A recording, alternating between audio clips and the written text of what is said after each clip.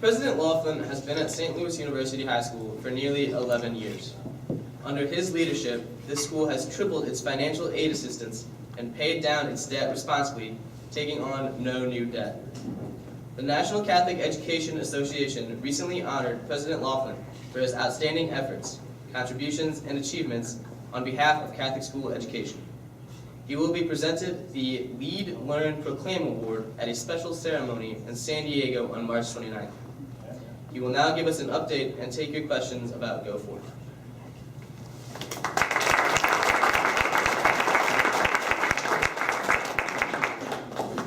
First of all, Sam Chechik, keep that up, and you'll be more than a president's ambassador. You'll be president someday. And Tom, I want to thank you for taking the time to put some thoughtful comments together. And thank you to everybody for being here.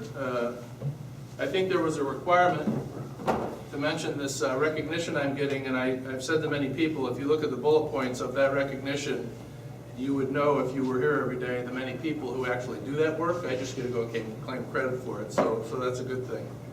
I think I know everybody here at least to some degree or another, and so I want to talk a little bit about St. Louis U High. But as the president of the school, a fact that I think probably is widely known in this group is I didn't go to school here. In fact, I'm not even from here. I'm one of those people at a social function in St. Louis, when you say you're not from here, they don't respond as though you've lost a family member, but maybe a pet. But I want to say something about what matters to me in this campaign on a personal level, and then I want to talk about St. Louis U High. One of my favorite Christmas gifts that I got this year is the lining in this coat. My wife redid that lining, or had somebody do it for me. It was well before Christmas, but I considered it a Christmas gift. Thank you, dear. This coat was my grandfather's, and he gave it to my uncle, who gave it to me. My grandfather and grandmother lived in a little town in southwest Iowa, Imogene, Iowa. There's about 75 farmers. There's a very large Catholic church, St. Patrick's, and there's a famous Jesuit who came from this little town, Father Bill Leahy, who's the president of Boston College. And my father and Father Leahy went to St. Patrick's Catholic grade school together. My grandfather was basically a hired hand on a farm, and my grandmother cooked for people at this Irish pub in Imogene. And she tells some great stories, or she told some great stories about late in the evening when the men in the town had too many cocktails and the type of stuff she'd throw on the grill and serve them because it was revenue for the family. But because my grandfather worked agriculturally, he would leave their family for 6 months at a time, and he would come to St. Louis to work on the trains. And so he was away a lot from them. And when they got to some place in life, they moved to the large metropolis of Omaha, Nebraska. And my grandmother was a cook in a hospital, and my grandfather worked in the labs where they did experiments on mice, and a pretty menial job. But they got my father, not my uncle, but my father, to the Jesuit high school there. And he got an education, and that set our life on track. And I wear this in St. Louis because I think, how could I be at this school with a grandfather that used to come load trains if my father didn't have a Jesuit education? And although I didn't go to high school here, I know from being here more than a decade that amongst all the other aspirational things we have for this school to be a leadership school, I know that that story is told in spades, decade after decade at this school.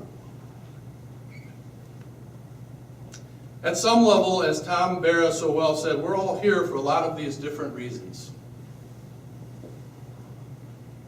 St. Louis U High has been a transformational pillar for decades, nay, centuries. And each generation bears its responsibility. We are in an old space tonight, relatively speaking, on purpose, because our vision is about the future. It is a vision that we inherited, shaped by many people, and it's a vision we're calling our extended community to help build for its future. Really, in our long history, I think there have been, to my research, knowledge, and listening, about 3 campaigns previously in the history of the school. And it's been well over a decade since our school made an effort like this. We stand in a strong position because of many of you and your involvement over many years, and because of all those forebears and forefathers who made good decisions to position us so.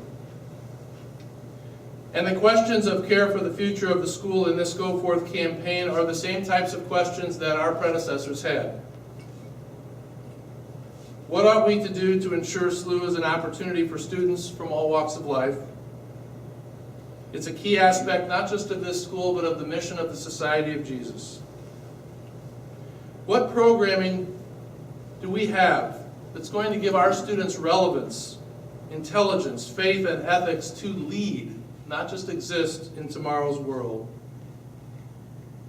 And what are the facility resources that we need to consider to support that vision and care for this Backer Memorial Campus? And I've tried to break that down, you've heard that, you've seen it in the video, into just some basic bullet points that organize that thinking. What does it mean to ensure our financial future? This is where I have to pull my glasses out.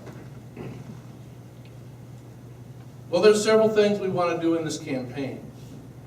We need to be transparent about the resources that we possess today. We need to debunk the idea that we've got all the resources that we need. We need to make sure people know that for good, responsible reasons we carry some debt and we have a plan to manage it. We need to help our constituents understand how we steward, budget, and plan for those resources. And not only have we grown our endowment thanks to your generosity and paid our debt down, but we have worked into a plan thanks to our former trustees and trustees current that has our tuition increases much more in line with the cost of people's living that for many years we did not. We will have a financial plan when we identify what is needed to grow our ability to fund that need-based financial aid and move that programming and compensate our faculty well. We've identified a goal of growing our endowment $25 million or 84 new fully endowed scholarships. And we need to be thinking about our endowment in terms of young men, the opportunities for young men to come to school here. Additionally, we need to succeed in our annual fundraising because we're giving away $5 million of total aid and $3.5 million in direct aid on an annual basis. And so between the growth we hope to have for our endowment that prioritizes human beings in this building of $25 million and 3 years of that annual goal, we hope to contribute $37 million in scholarship through this campaign to the opportunity to have a St. Louis U high education. With responsible investing and responsible stewardship and management, that level of growth could help ensure the levels of aid that we're giving today to allow the school to do new and different things for its young men. We need to develop programming for the future in our curriculum. And we think that will take approximately $10 million. And so here's a little bullet point outline of that. We need to protect the humanities, faith-based, critical thinking, written and oral expression education that is a hallmark of Jesuit education. But we have to recognize the change that exists in the world as Jesuit education has done for 500 years. We need to evaluate our programs and make changes. We are looking at curriculum that understands the basic structure of study skills necessary to proceed from grade level to grade level. We are engaging in a summer curriculum institute beginning this summer, where we will look at improvements in experiential learning, cross-disciplinary learning, and advances in science, technology, engineering, art, particularly visual arts, and mathematics. And we will use the rich tradition of creativity found in the arts to fuel a spirit of entrepreneurialism to combine for our students the skills they learn in a classical Jesuit education. Next, we want to work to build in the foresight of great programs like Chinese and Russian here so that we expand our understanding of the world. You heard this young man refer to Arabic studies. Who among us could argue that a keen understanding of that religiously, sociopolitically, economically isn't a key to the future of leadership and navigation of the world? We need our students to be on that leading edge. We will improve our counseling program and staffing ratios to cover the care for our students, from the college planning process and matriculation to caring for students in specific support circumstances. And the bedrock of merit, so well expressed by our speakers tonight, for all of these improvements, is the effort to ever improve our formation in the Catholic tradition of faith and service. So we will enhance our campus ministry programs to have a greater balance across all 4 years of the Junior Bill's education.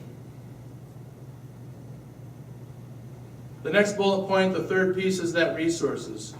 We spent 12 months, you have some nice pictures around the room showing you spaces, but we spent 12 months evaluating our space in a master facility study that engaged 6 different types of engineers and designers at a professional level. This is not a guesstimate cost per square foot.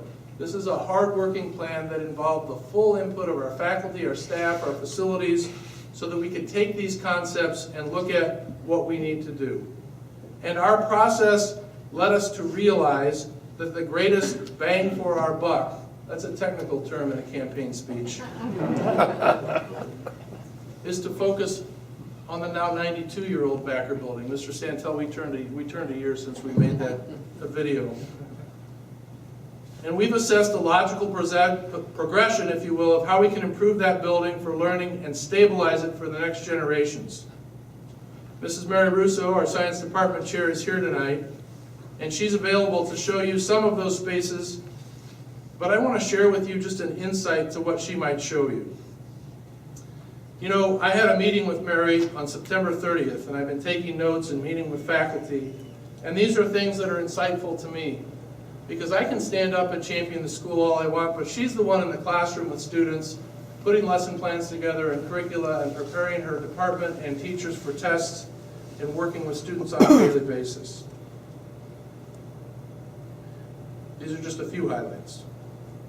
It's been since the early 1990s since we've done anything for science facility improvement.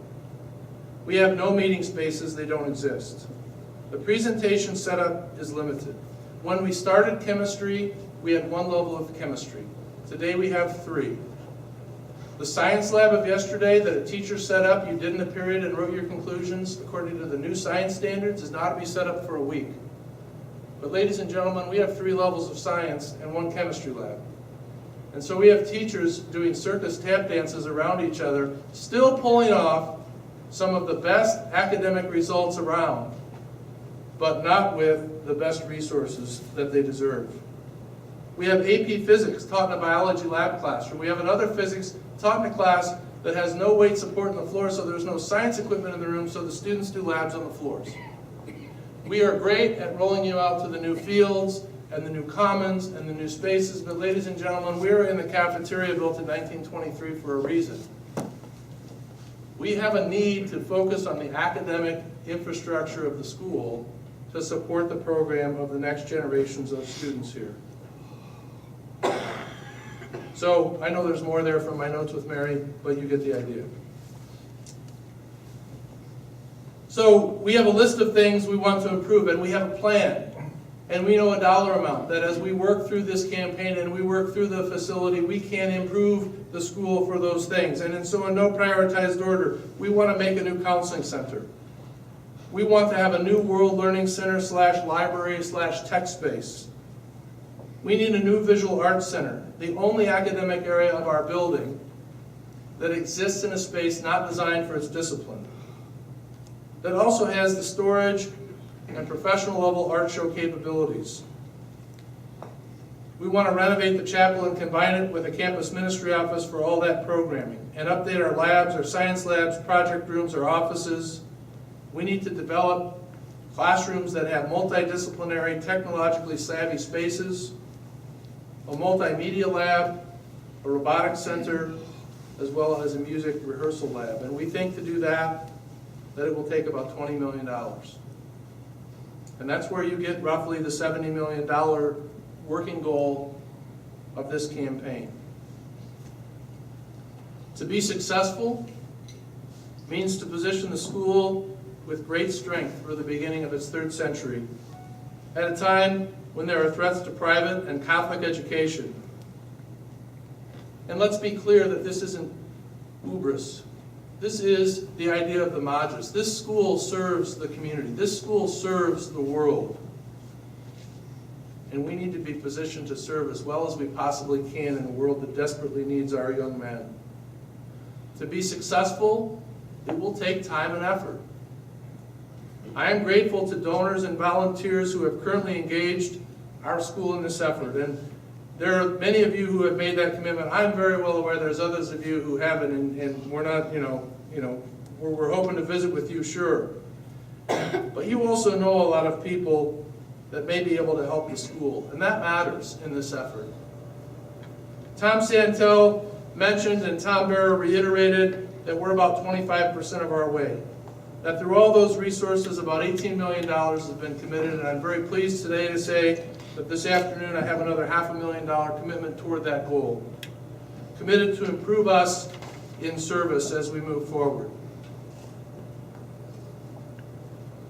We're in the quiet phase of a campaign. It seems funny when we're having a party.